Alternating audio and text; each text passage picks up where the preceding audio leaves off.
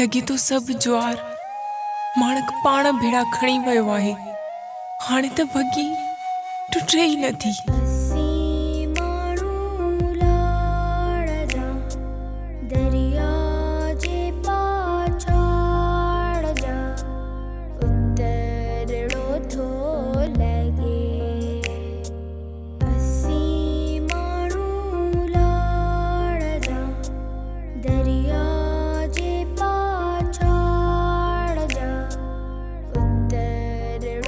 हर तरफ रुगो सुन्या ही सुन्या आहे।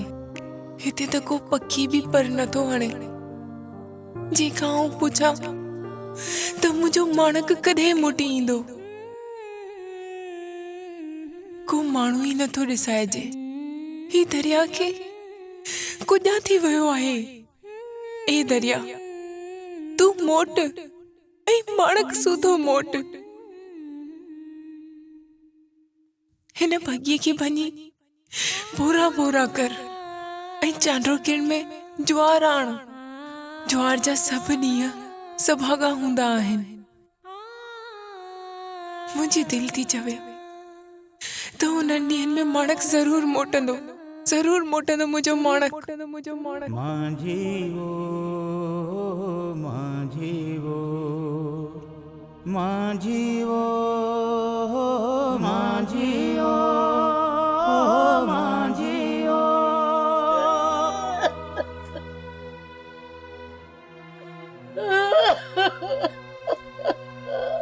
तू रोई को थी?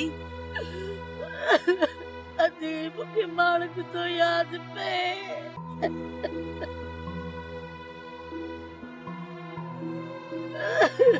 तू उनखे दुआ कर त अल्लाह करे खैर सां हुजे। हाँ मुझे दिल ते यकीन तो हो रे भेण माणक जिंदा आहे। अजी वो तो मुंह ब्यास रो पी न लातो आहे। पर पंहिंजो उजड़े लंगर ॾिसी मुंहिंजो अंदर काजे पियो थी। अल्लाह कंदो इहे वरियूं खुशियूं हिन वेड़े ते मोटी ईंदियूं। तू सब्र कर। आओ थी अल्लाह वो ॾींहुं कंदो त मुंहिंजो माणक केर सां घर मोटी ईंदो ऐं मुंहिंजूं हुनखे अखियूं ॾिसंदियूं। मुंहिंजो बचड़ो खिलंदो ईंदो। दरिया पीर कंदो माणक खे कोसो वाह की न लगंदो। हाँ अल्लाह कंदो माणक मोटी ईंदो। भेण तू सब्र कर दिल जाए कर। हाँ दुआ कर। हल हल हाणे हल मुंह त पाणी विझ रो ना। हाणे ड्रामा सीरियल पाणी ऐं प्रीत जा तमाम एपिसोड्स ॾिसो HD क्वालिटी में। विजिट करियो सिन TV HD ड्रामा। सब्सक्राइब कयो असांजो ऑफिशियल YouTube चैनल सिन TV HD ड्रामा ऐं वधीक अपडेट लाइ बेल आइकन खे क्लिक करियो।